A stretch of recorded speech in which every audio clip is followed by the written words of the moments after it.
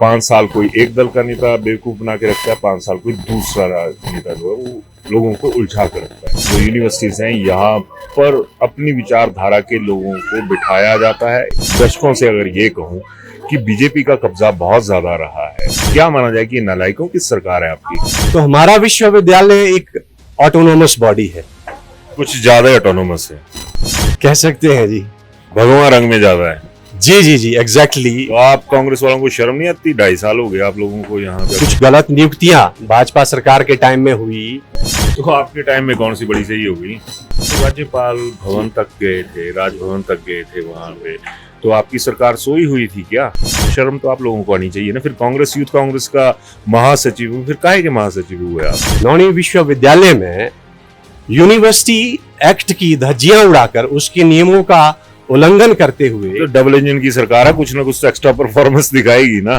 जब बीजेपी की सरकार होती है तब तो कांग्रेस के लोग बड़ा शोर मचाते हैं कि संघ के लोग भर लिए, ये भर लिए। आप खुद से भरे नहीं जा रहे आप लोगों से। यही सरकार में आप लोगों को आंदोलन पे उतरने पड़ रहा है। और यूथ कांग्रेस का जिक्र ना करें क्योंकि आप बूढ़ी कांग्रेस नजर आ रही है जो कि मजबूर है अपनी ही सरकार के आगे। तो ये भी बात आती है कि जो आपके वीसी साहब हैं वो भाजपा के कद्दावर नेताओं के नजदीकी रिश्तेदार हैं।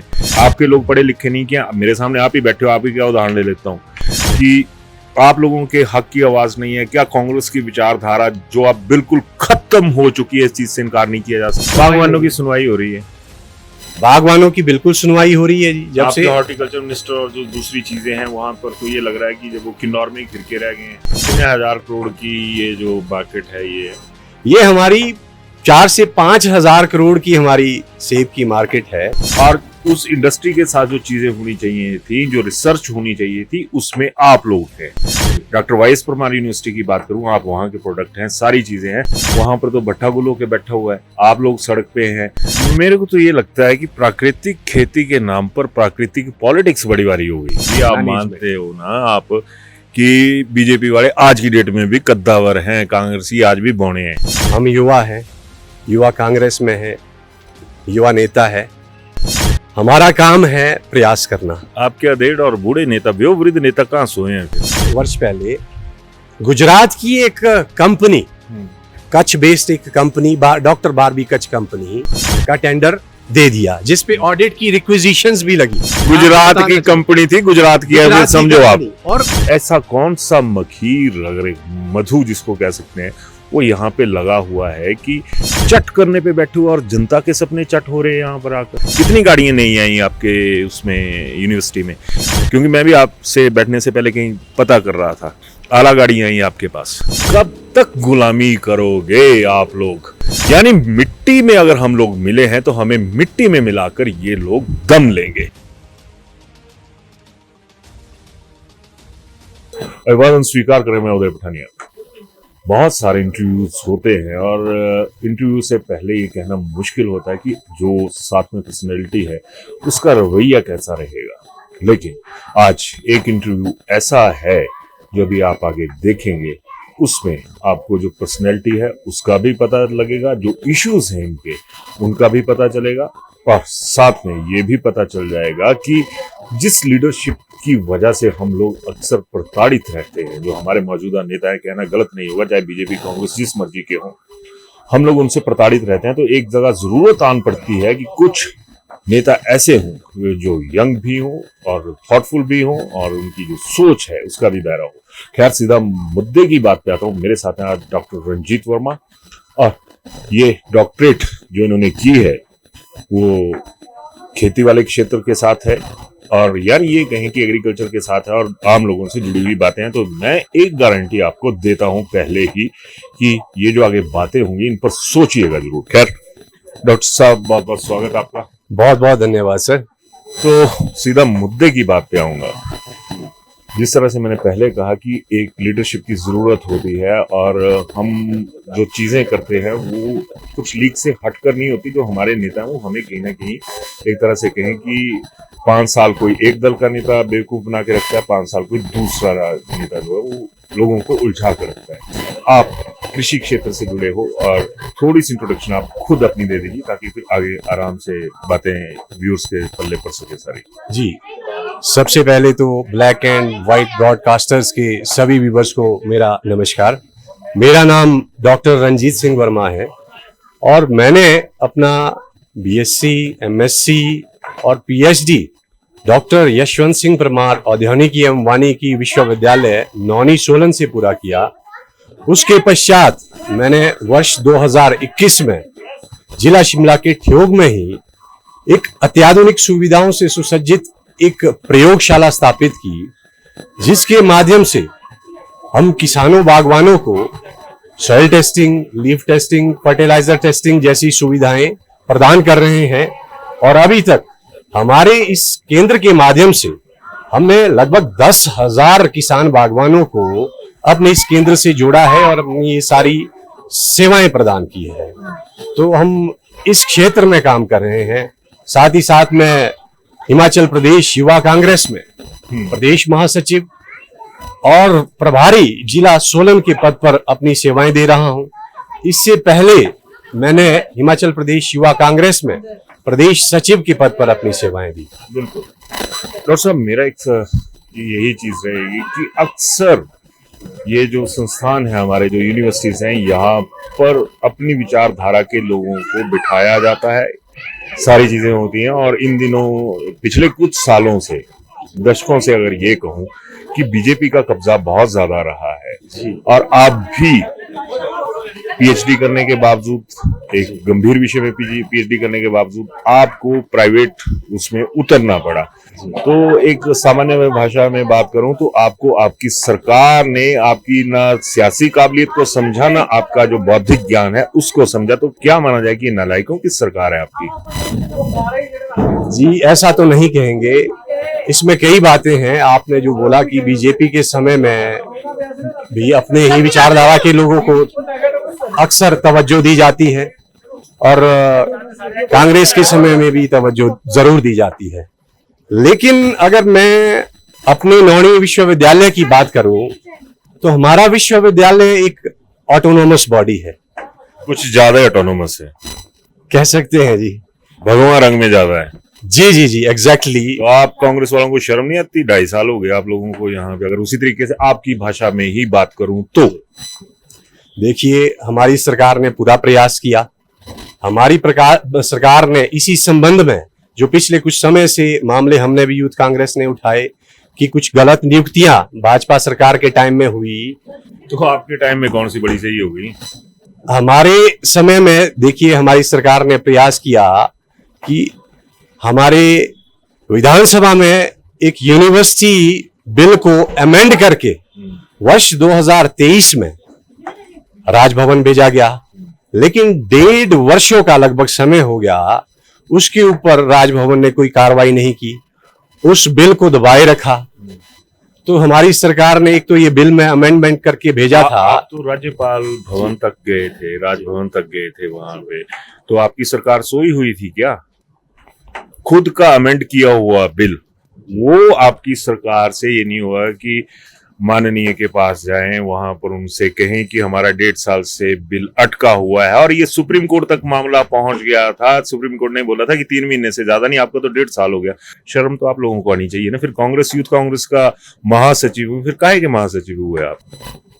हम पूरा प्रयास कर रहे हैं जी। सरकार के साथ भी लगातार हमने माननीय मुख्यमंत्री से हमने आग्रह किया, तो इस संबंध में उन्होंने सेक्रेटरी लॉ से मीटिंग करी और सारे जो हमारे पुराने बिल्स हैं उसको जल्दी से जल्दी पास किया जाए।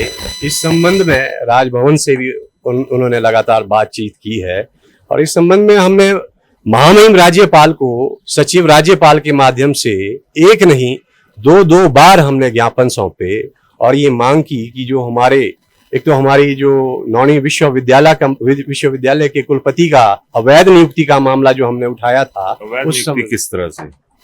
देखिए, इसमें थोड़ा सा हमें पीछे जाना पड़ेगा।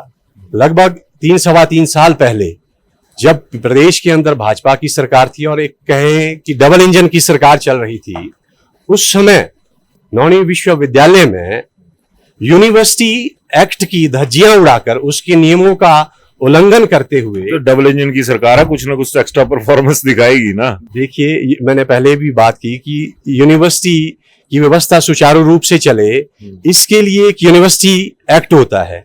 हमारी नौणी यूनिवर्सिटी और पालमपुर यूनिवर्सिटी का एक कॉमन यूनिवर्सिटी एक्ट है, जिसमें ये प्रावधान है, जिसमें एक नियम है कि यूनिवर्सिटी के जो कुलपति नियुक्त होंगे उसकी एक 3 लोगों की कमेटी रहेगी। वो 3 लोग, एक हमारा महामहिम राज्यपाल के नॉमिनी रहते हैं, दूसरे यूजीसी चेयरमैन के नॉमिनी रहते हैं, तीसरे व्यक्ति जो होते हैं वो डीजीआईसीआर होते हैं, उनका उस कमेटी में एक्ट के हिसाब से रहना अनिवार्य होता है। लेकिन 3 वर्ष पहले जब नौणी विश्वविद्यालय में कुलपति की नियुक्ति होती है तो उस कमेटी में डीजीआईसीआर सदस्य ही नहीं थे, उनका नॉमिनी सदस्य था। तो ये जो नियुक्ति हुई ये अवैध नियुक्ति थी, गैर कानूनी नियुक्ति थी। इसके संबंध में हमने ये सारे जो हमारी प्रेस कॉन्फ्रेंसेस की, गवर्नर हाउस के घेराव किए, इसी संबंध में ये सारा मामला था। तो फिर आपकी अपनी सरकार को भी 2.5 साल हो गया जी। तो फिर आपकी सरकार क्या कर रही है? मेरा एक सीधा सा सवाल है कि जब पढ़े लिखे आप जैसा अगर आदमी इस आंदोलन को लीड कर रहा है तो फिर पिछड़े हुए साबित क्यों हो रहे हैं आप अपनी ही सरकार में? फिर जब बीजेपी की सरकार होती है तब तो कांग्रेस के लोग बड़ा शोर मचाते हैं कि संघ के लोग भर लिए, ये भर लिए। आप खुद से भरे नहीं जा रहे आप लोगों से, या खुद से तो न्याय भी नहीं हो रहा। भरने को तो छोड़ो, वो तो किसी की कुछ भी सोच हो सकती है, अपने लोगों से जस्टिस नहीं हो पा रहा है। इसी संबंध में मैंने पहले भी सर आपको बताया कि जब तक यूनिवर्सिटी ऑटोनोमस बॉडी है तब तक वाइस चांसलर की नियुक्ति में, अगर हमें वाइस चांसलर की विश्वविद्यालय के अंदर नियुक्ति करनी है तो सरकार की भूमिका ना के बराबर रहती है। इसमें जो सबसे ज्यादा भूमिका महामहिम राज्यपाल की रहती है, और कहीं ना कहीं ये महामहिम राज्यपाल की मैं कहूंगा कमी है कि उन्होंने समय रहते, पालमपुर के विषय में आप देख लीजिए 2 वर्षों से वहां स्थायी कुलपति नहीं है। हमारे हिमाचल प्रदेश विश्वविद्यालय में कितने समय से कुलपति का पद रिक्त चला हुआ था। वो अब जब हमने आवाज उठाई, यूथ कांग्रेस ने आवाज उठाई, सरकार ने इसमें संज्ञान लिया, तब जाके ये प्रोसेस शुरू हुआ है। अभी लगभग 1-2 दिन पहले ही अखबारों के माध्यम से हमने देखा कि पालमपुर और नौणी विश्वविद्यालय के संबंध में भी राजभवन ने सर्च कमेटी का गठन किया है। तो ये सरकार ने तो अपना एक भूमिका निभाने की पूरी प्रयास किया, लेकिन कहीं ना कहीं महामहिम राज्यपाल ने इसमें रोड़ा अटका के रखा। और ये तो रोड़ा हटाने की कोशिशें तो आप लोगों ने भी नहीं ना की? हमने लगातार कोशिशें की सर, तभी इसी कामयाब क्यों नहीं हुई? कामयाब ही सरकार में आप लोगों को आंदोलन पे उतरने पड़ रहा है। और अगर आपकी उसमें कहूँ, जिस तरह जिस लाइन में क्या बात कर रहे हो कि ये मामला जस्टिस का है जी। अगर बीजेपी अपने टाइम में आती है तो वो धड़ाधड़ काम कर लेती है। आपसे तो अपने धड़ाधड़ काम भी नहीं हो रहे। मैं तो ये कहूंगा कि आप यूथ कांग्रेस का जिक्र ना करें, क्योंकि आप बूढ़ी कांग्रेस नजर आ रही है जो कि मजबूर है अपनी ही सरकार के आगे। प्रयास कर रहे हैं सर। मैंने जैसा कहा कि हमारे हॉर्टिकल्चर मिनिस्टर से, विधानसभा से हमने कई चीजें, विधानसभा में हमारे माननीय विधायक ठियोग कुमारसन विधानसभा क्षेत्र के आदरणीय कुलदीप सिंह राठौर जी ने भी विश्वविद्यालय का मामला उठाया। उसके बाद सरकार ने कुछ वहां पे डेपुटेशन पे बाहर से लोगों को लेकर आया गया, डायरेक्टर रिसर्च थे, डायरेक्टर एक्सटेंशन थे, उनके डेपुटेशन को यहां से कैंसलेशन के ऑर्डर दे दिए गए। लेकिन महामहिम राज्यपाल और जो हमारे वीसी महोदय है एक ही राजनीतिक विचारधारा साझा करते हैं, और भाजपा के समय में हमारे ये कुलपति बिठाए गए हैं, वो इम्प्लीमेंट नहीं हुई वो चीजें, कोशिश की गई। फिर तो बीजेपी की दाद देनी होगी ना, क्योंकि यहाँ पे तो ये भी बात आती है कि जो आपके वीसी साहब हैं वो भाजपा के कद्दावर नेताओं के नजदीकी रिश्तेदार हैं। तो हम अब क्या सोचे इस माहौल में कि जब शिक्षा का इतना राजनीतिकरण हो चुका है तो वो आपकी सरकार फेल साबित हुई ना यहाँ पे काउंटर करने में। आपके लोग पढ़े लिखे नहीं, क्या मेरे सामने आप ही बैठे हो, आप ही क्या उदाहरण ले लेता हूँ कि आप लोगों के हक की आवाज नहीं है क्या? कांग्रेस की विचारधारा जो अब बिल्कुल खत्म हो चुकी है, इस चीज से इनकार नहीं किया जा सकता। आप लोगों की गलतियां हैं, आप लोगों के नेताओं की, जो सरकार में बैठे नेता हैं उनकी गलतियां हैं। क्या ऐसा नहीं लगता आपको? देखिए, मैंने पहले भी कहा कि हम प्रयास कर रहे हैं, हमारी सरकार प्रयास कर रही है। ऐसा नहीं है कि नेता पढ़े लिखे नहीं है। हमारे हॉर्टिकल्चर मिनिस्टर बहुत ही विजनरी व्यक्ति है। सुनवाई है उनकी? सुनवाई है जी, वो अपने स्तर पे जो प्रयास कर रहे हैं वो कहीं ना कहीं धरातल पर भी हमें देखने को मिले।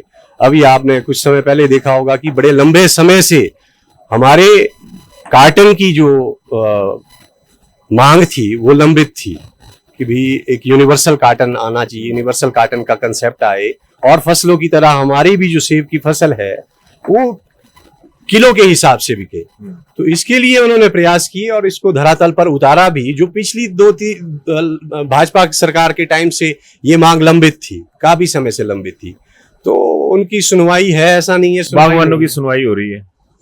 बागवानों की बिल्कुल सुनवाई हो रही है जी। जब से हॉर्टिकल्चर मिनिस्टर और जो दूसरी चीजें हैं वहां पर, तो ये लग रहा है कि जब वो किन्नौर में घिर के रह गए हैं, किन्नौर वाले जो इश्यूज हो रहे हैं उनके ऊपर वो सारी चीजें आ रही हैं, तो क्या वो फोकस हो पा रहा है? जो आम आदमी का जिम्मा मिला है उनके साथ, जो बागवान भाई हैं उनके साथ जस्टिस हो पा रहा है कि इस मामले में?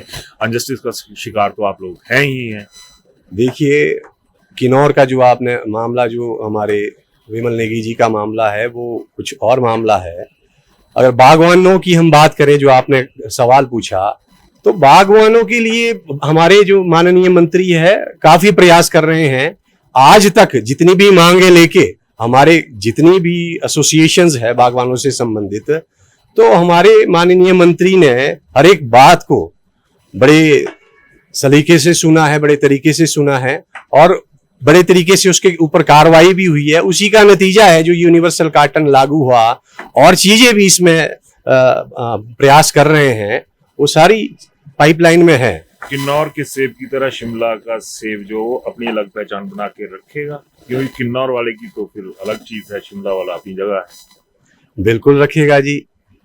सेब की यदि बात करें तो जिला शिमला प्रोडक्शन वाइज या प्रोग्रेसिव जो बागवानी है, उसमें जिला शिमला ने एक अलग अपना एक वर्चस्व पूरे प्रदेश के अंदर ही नहीं, मैं कहूंगा पूरी दुनिया के अंदर अपना स्थापित किया है। तो अपनी पहचान बनाकर तो जरूर रखेगा। कितने हजार करोड़ की ये जो मार्केट है, ये हमारी 4 से 5 हजार करोड़ की हमारी सेब की मार्केट है। इसके लिए माननीय मंत्री जी प्रयास कर रहे हैं। आप बात तो मैं इसी बात पे मैं यही पूछना चाह रहा था कि 4-5 हजार करोड़ रुपए की ये इंडस्ट्री है जी। और उस इंडस्ट्री के साथ जो चीजें होनी चाहिए थी, जो रिसर्च होनी चाहिए थी, उसमें आप लोग हैं। डॉक्टर वाईएस परमार यूनिवर्सिटी की बात करूं, आप वहां के प्रोडक्ट हैं, सारी चीजें हैं। वहां पर तो भट्टा गुलो के बैठा हुआ है, आप लोग सड़क पे हैं, तो इन सारी चीजों में कहाँ पे फेलियर नजर आ रहा है आपको? देखिए, ये फेलियर तब से ही शुरू हो गया जब से डॉक्टर यशवंत सिंह परमार यूनिवर्सिटी में डॉक्टर राजेश्वर सिंह चंदेल जी की एक गलत तरीके से, अवैध तरीके से, जैसे मैंने पहले कहा कि उसमें हमारे कानून और हमारे यूनिवर्सिटी एक्ट को फॉलो नहीं किया गया, नियुक्ति की गई। अब नियुक्ति गलत हुई, उसके बाद उन्होंने जो प्रतिनियुक्तियां की, जो बाहर से लेकर के डेपुटेशन पे लोगों को आए, हमारे यहाँ सब नालायक थे। यही हमने बार बार मांग की, महामहिम राज्यपाल से भी हमने मांग की कि हमारे पास अपने प्रदेश में काबिल लोग हैं जिन्होंने हमारे हॉर्टिकल्चर के क्षेत्र में या फॉरेस्ट्री के क्षेत्र में अपना पूरा जीवन दे दिया है, लेकिन डेपुटेशन के बेसिस पे कोई पंजाब से डायरेक्टर रिसर्च हमारे पंजाब से लेकर आए उन्हें, और उनकी कोई एक्सपर्टीज नहीं है हमारे सेबों पे। ठीक है, हो सकता है पंजाब की गर्मी से नीचे पे सेब पैदा करने शुरू कर दें आपके रिसर्च विंग के जो हेड है। नहीं, दूसरे कहां से आए? दूसरे हमारे जो डायरेक्टर एक्सटेंशन है वो झांसी से उन्हें लेके आया गया, और उनका जो स्पेशलाइजेशन है वो एग्रोस्टोलॉजिस्ट है। बेसिकली वो घास पे काम करने वाले हैं। तो देखिए, तो ये इनकी रहनुमाई में, वाइस चांसलर महोदय की रहनुमाई में, नौणी विश्वविद्यालय की रिसर्च का, एक्सटेंशन का, हर एक चीज का भट्टा गुलो के बैठ गया है जी। चलो, आप देखो, घास के एक्सपर्ट बताए तो जो आपकी घासनियां हैं यहाँ की, उनके दिन तो फिर जाएंगे ना। फिर देखिए, बाकी फिरे ना फिरे नेताओं के दिन तो फिर रहेंगे, जिनके जुगाड़ होगा वो चलते रहेंगे। नहीं, देखिए, ये बड़ा दुर्भाग्यपूर्ण है। हम इससे बड़े आहत है और हम लगातार प्रयासरत है। हम अपनी लड़ाई बिल्कुल नहीं छोड़ेंगे। इन्हें बाहर किया जाए। हमारे जो कुलपति गलत तरीके से, अवैध तरीके से अपने कुलपति बने हैं, उसकी जांच हो। इसके संबंध में हमने महामहिम राज्यपाल को भी लिखा था वर्मा जी, डॉक्टर राज्यपाल जी ने तो शायद कहीं मैंने सुना था कि ये कहा था कि जैसे इनका कार्यकाल पूरा होगा, जो सीनियर मोस्ट होंगे उन्हें मैं चाहे टेम्परेरी बेसिस पे ही सही न्यायाधीश नियुक्त कर दूंगा। फिर आप राज्यपाल महोदय को कैसे ऐसे लपेटे में ले सकते हैं? देखिए, मैं पूरी जिम्मेदारी के साथ आज ये बात कह रहा हूं कि हमारे बार बार आग्रह करने के बाद और महामहिम राज्यपाल को ये बताने के बावजूद कि ये जो नियुक्ति है ये अवैध है और माननीय उच्च न्यायालय के आदेशों के विरुद्ध है, ये बताने के बावजूद महामहिम राज्यपाल ने हमारी एक नहीं सुनी। ठीक है, उन्होंने न केवल इस अनैतिक और गैरकानूनी नियुक्ति को बरकरार रखा, बल्कि अपनी कही हुई बात के विपरीत इसी वीसी को एक्सटेंशन देने का काम किया। अब इस संबंध में मैं एक छोटा सा बात और रखना चाहूंगा कि महामहिम राज्यपाल ने इस संबंध में एक बहुप्रतिष्ठित न्यूज चैनल को दिए साक्षात्कार में अपने मुखारविंद से ये स्वर्ण शब्द कहे थे कि 8 मई को जब महामहिम वीसी महोदय का कार्यकाल पूरा हो जाएगा, उसके बाद वो नौणी विश्वविद्यालय के कुलपति का चार्ज यूनिवर्सिटी के वरिष्ठतम डीन को देंगे। लेकिन उन्होंने ऐसा नहीं किया, उन्होंने उसी वाइस चांसलर को एक्सटेंशन दे दी। अब आप ही बताइए, इससे ज्यादा गैर संवैधानिक और कट्टरपूर्ण शक्ति दुरुपयोग और क्या हो सकता है? महामहिम राज्यपाल ने प्रदेश की भोली भाली जनता से झूठ कहा। अब मैं उनसे पूछना चाहता हूं कि क्या उनकी मजबूरी काबिल होंगे ना चंदेल साहब, काबिल होंगे तभी दिया, कुछ काबिलियत दिखाई होगी उन्होंने। देखिए, जब इनकी नियुक्ति अवैध है, अब काबिलियत पे आ जाते हैं। मैं थोड़ा सा आपको टोकता हूँ, थोड़ा सा माहौल चेंज करते हैं। विशाल थोड़ा सा कैमरा लेके बाहर वाली तरफ आइए, बारिश थोड़ी सी थमने शुरू हो चुकी है। जी जी जी। काबिलियत की यदि हम बात करें, हमें बड़ा ताज्जुब होता है कि जो व्यक्ति कभी यूनिवर्सिटी के डिपार्टमेंट का हेड नहीं रहा, डीन नहीं रहा और एकेडमिकली जिसकी अचीवमेंट 0 है और केवल एक प्राकृतिक खेती के दम पर जो यहां तक पहुंचा है, उसकी भी यदि हम बात करें तो जिस समय ये स्टेट के एग्जीक्यूटिव डायरेक्टर भी रहे प्राकृतिक खेती के, उस समय जो इन्होंने आंकड़े दिए वो 1.5 लाख किसानों के आंकड़े इन्होंने दिए कि ये प्राकृतिक खेती 1.5 लाख किसानों प्रदेश में। जी नहीं, देखिए है नहीं है, लेकिन वो झूठे आंकड़े दिए गए। और आज हम जब देखते हैं शुद्ध रूप से 15,000 किसान बागवान भी ऐसे नहीं रह गए हैं जो वो प्राकृतिक खेती, सही में प्राकृतिक खेती कर रहे हैं। हमारी सरकार ने इसमें एक काम किया कि जो आंशिक रूप से भी प्राकृतिक खेती कर रहे हैं उन्हें भी कंसीडर किया गया और इन्हीं वीसी महोदय की रहनुमाई में 70-80 करोड़ रुपया प्राकृतिक खेती योजना में पानी की तरह बहा दिया गया। हम पूछना चाहते हैं कि मार्केट में हमारे किसान बागवानों को इस प्राकृतिक खेती योजना के बूते कितना फायदा हुआ?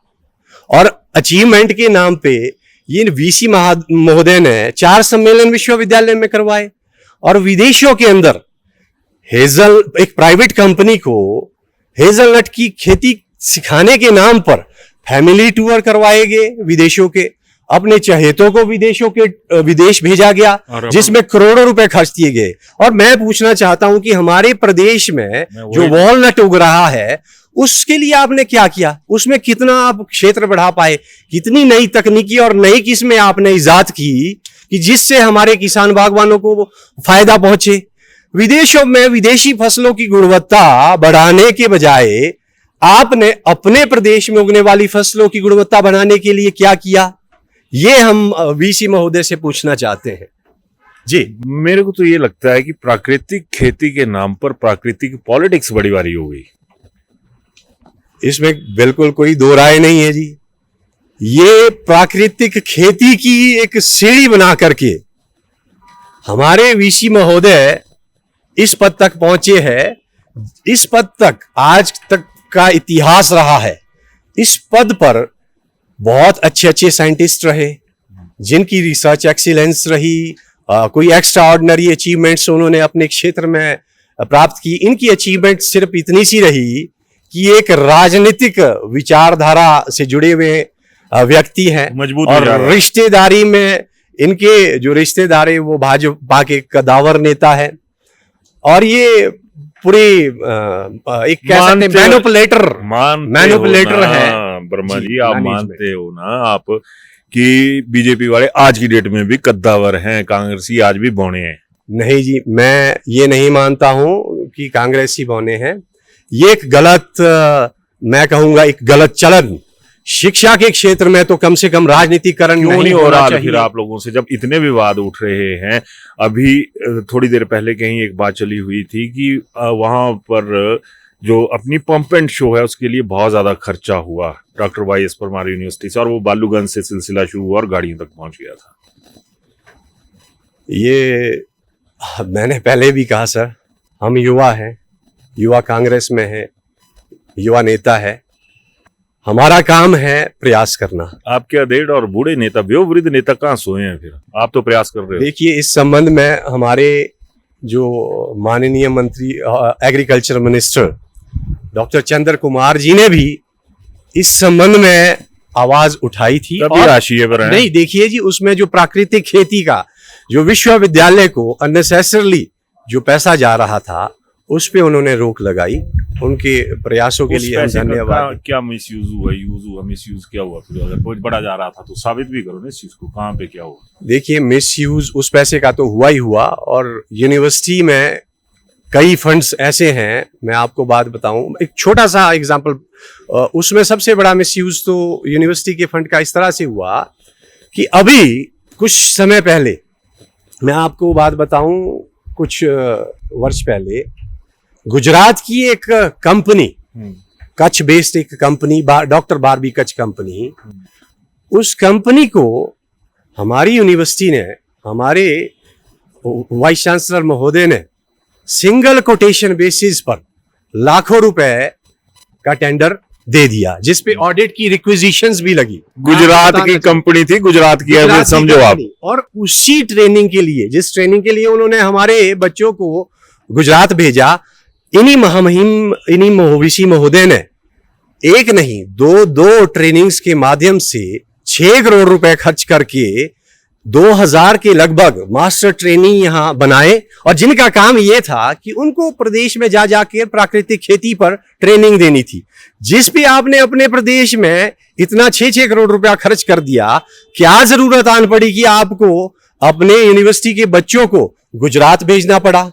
ये सीधा सीधा भ्रष्टाचार है, ये फंड्स का मिसयूज है, और अपने ही विचारधारा से जुड़े हुए लोगों को कंसल्टेंट बनाकर, जिनकी लाखों रुपए सैलरीज है, वहां पे बिठा दिया गया। तो इससे बड़ा मिसयूज मैं नहीं समझता हूं, इससे बड़ा भ्रष्टाचार, वित्तीय गड़बड़ियां मैं नहीं मानता कि कोई हो सकती है। ठीक है जी, एक सिंगल कोटेशन बेसिस पे काम दे दिया, ऑडिट की रिक्विजिशंस लगी हुई है, तो हमने महामहिम राज्यपाल से कई बार मांग की है, इस पे कोई सुनवाई उनकी नहीं हुई, हमारी हुई। दरबार सजते हैं, दरबारों वाली पॉलिटिक्स आज भी बंद नहीं हुई है। और जिसको ये नेता लोग बोलते हैं ना कि हम जनता के दरबार में जाके इस आवाज को उठाएंगे, तो कितने से ये नेता भी उठाते हैं, कितने से ये दूसरे लोग भी उठाते हैं, ये सोचने वाली बात है। और मैंने पहले ही कहा था कि इस इंटरव्यू में कुछ ऐसी चीजें सामने आएंगी जो जनता के दरबार में जाना जरूरी है, अगर पॉलिटिक्स को एक साइड पर रख भी दें तो। लास्ट में एक सवाल ले रहा हूं जी, सुख सुविधाओं की बात आ गई, ऐसा कौन सा मखीर, अगर मधु जिसको कह सकते हैं, वो यहाँ पे लगा हुआ है कि चट करने पे बैठे हुए और जनता के सपने चट हो रहे हैं यहाँ पर आकर? ये दीमक की तरह कहूं या मधुमक्खी की तरह कहूं, काटने को तो हम आप आम लोग ही रहेंगे। सवाल है उस विचारधारा के लिए जिसको ये नेता आम आदमी के पैसे के साथ पालने पोषने में करते हैं कि इसको पाल पोस लो भाई, जितना सा पाल पोस सकते हो। तो मारा तो आम आदमी जाता है ना, इसमें आपकी कांग्रेस सरकार का कुछ नहीं जा रहा है, देर सवेर बीजेपी की सरकार आएगी उसका कुछ नहीं जा रहा है। जो ये तमाम प्राकृतिक खेती के प्रोजेक्ट्स बताए या दूसरे बताए, कितनी गाड़ियां नहीं आई आपके उसमें यूनिवर्सिटी में? क्योंकि मैं भी आपसे बैठने से पहले कहीं पता कर रहा था, आला गाड़ियां आई आपके पास। देखिए, मैंने पहले भी कहा कि फंड का बड़ा मिसयूज हुआ है। जो गाड़ियों की यदि बात करें, मैं यही पूछ रहा हूँ, अगर वो आपको ज्यादा गंभीरता से पता होगा ना, क्योंकि मेरे पास तो हवा में उड़ती इन्फॉर्मेशन है। एक तो हमारे यूनिवर्सिटी का एक सब कैंपस हमीरपुर के नेरी में नेरी है। में।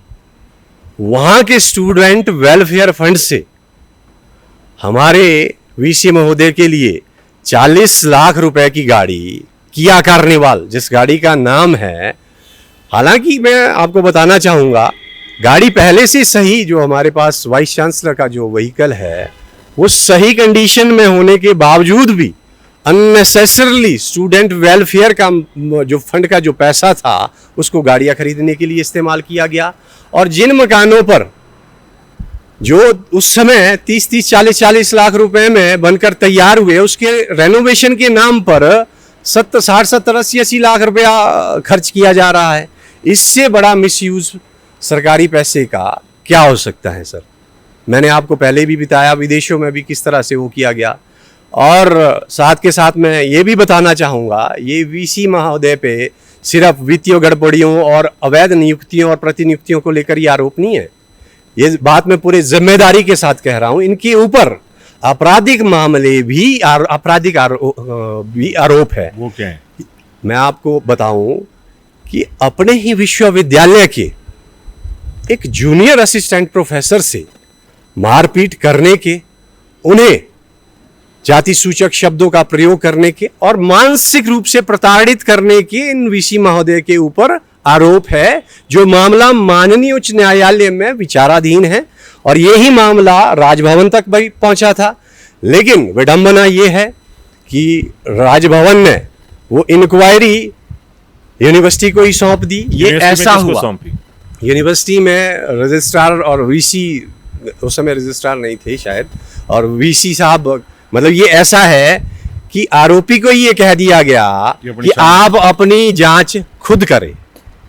अब मैं आपके चैनल के माध्यम से सभी प्रदेशवासियों से, अभिभावकों से, ये संदेश ही चाह रहा था लास्ट में जी, अभिभावकों से, माता पिताओं से और लाखों किसान बागवानों से ये आह्वान करता हूं कि आप इस शिक्षा के राजनीतिकरण, उच्च पदों पर बैठ करके ये पक्षतापूर्ण व्यवहार और आपराधिक मानसिकता वाले व्यक्तियों को पुरस्कृत करने और हमारे प्रदेश को गंदी राजनीति की तरफ धकेलने वाली इस मानसिकता के खिलाफ जो लड़ाई हम लड़ रहे हैं, इसमें हमारा साथ दे।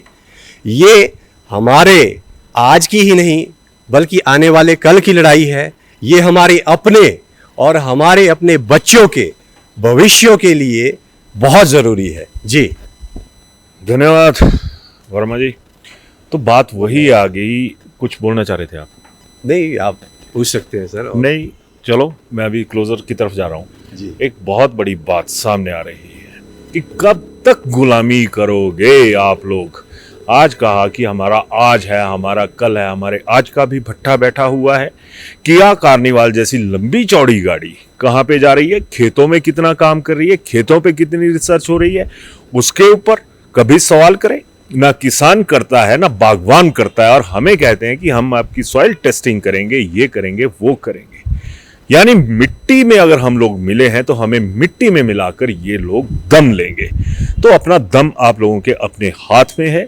और जब ऐसी चीजें आती हैं तो आप अपने आप को किसान कहना भी छोड़ दीजिए, बागवान कहना भी छोड़ दीजिए, और साथ में ये कहना भी छोड़ दीजिएगा कि आपके बच्चे भी हैं, क्योंकि कल को आपके बच्चे कोसेंगे क्योंकि जब आपके पास ऐसा वक्त आया था तो आप लोगों ने जंग क्यों नहीं लड़ी थी।